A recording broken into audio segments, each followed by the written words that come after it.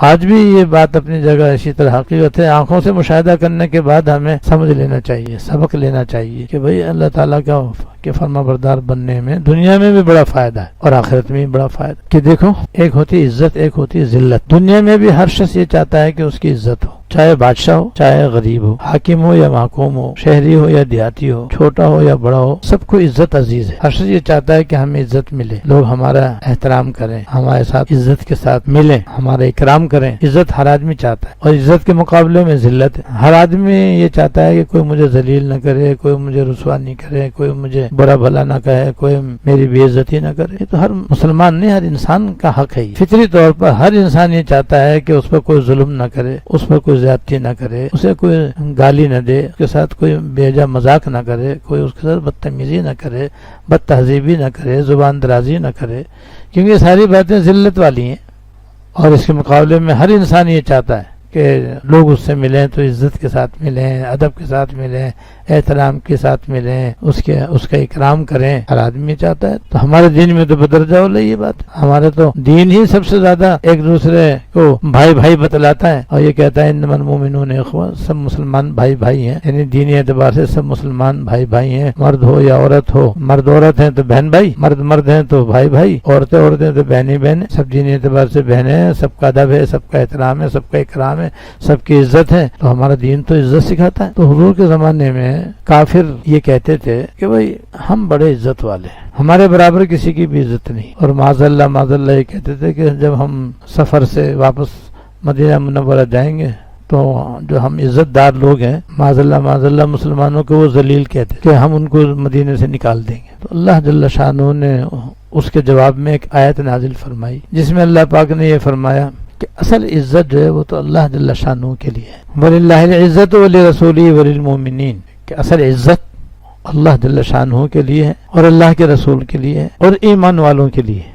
کافروں کے لیے کوئی عزت نہیں ہے، کیونکہ ان کے اندر جو عیب ہے وہ ہے کفر اور شرک. یہ کفر و شرک جو ہے یہ انتہا درجے کی نافرمانی ہے، یہ انتہا درجہ گناہ ہے اور گناہ کے اندر کوئی عزت نہیں. بڑے گناہ میں بھی عزت نہیں ہے، درمیانے درجے گناہ میں بھی عزت نہیں ہے، ادنا اور چھوٹے گناہ کے اندر بھی کوئی عزت نہیں. عزت جو ہے وہ تو نیکی میں ہے.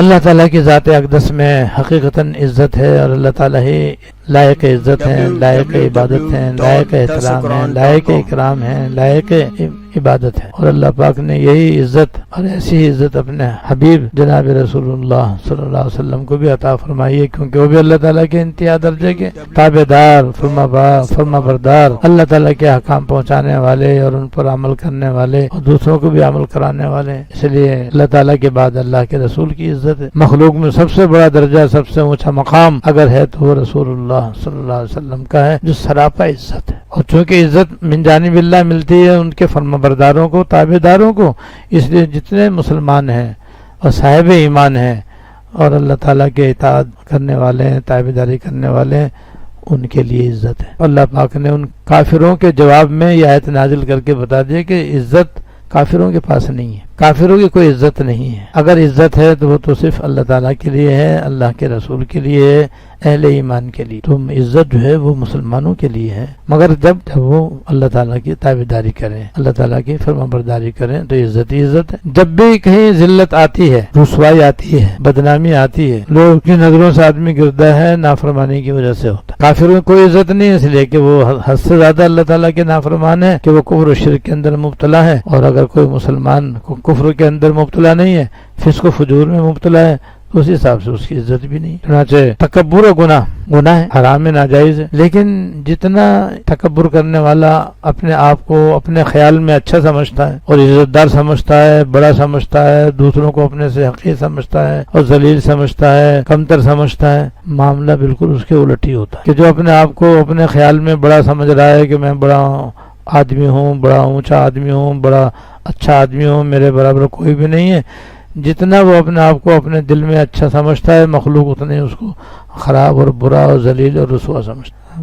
بیسیوں واقعات ہیں، بیسیوں مثالیں کہ لوگوں کے سامنے اس نے اپنے بڑائی کا اظہار کیا، لوگوں نے اس کو جوتا دکھایا. حاکموں کے اندر بھی ایسے حاکم گزرے اور عوام الناس میں بھی ایسے کتنے ہی لوگ ہیں. تو گناہوں کے ساتھ عزت نہیں ہے، عزت تو نیک کام کرنے میں ہے۔ لہذا ہم سب کو چاہیے کہ ہم اپنے آپ کو اپنی عزت چاہتے ہیں کہ ہماری عزت ہو، ہمارا اکرام ہو، ہمارا احترام ہو اور ہمارا ادب کیا جائے، تو بس اللہ تعالیٰ کے فرما بردار بنو، اللہ تعالیٰ کے تابعدار بنو۔ جتنا کوئی اللہ تعالیٰ کا تابعدار بنتا چلا جائے گا اور فرما بردار بنتا چلا جائے گا، اللہ تعالیٰ کے حقوق بھی ادا کرنے کا اہتمام کرے گا اور اللہ تعالیٰ نے بندوں کے جو حقوق بیان فرمایا ان کو ادا کرتا چلا جائے گا، ویسے ویسے اس کی خود بخود عزت ہوتی چلی جائے گی۔ پھر پہلے خاص لوگ اس کی عزت کرتے ہیں، پھر دیکھتے دیکھتے عام لوگوں کی نظروں میں بھی اس کی عزت جو ہے وہ بڑھ جاتی ہے، وہ من جانب اللہ ہوتی ہے۔ اللہ تعالیٰ اپنی جانب سے لوگوں کے دلوں میں اس کا ادب اور اس کا احترام ڈالتے ہیں، وہ ہے اصل عزت۔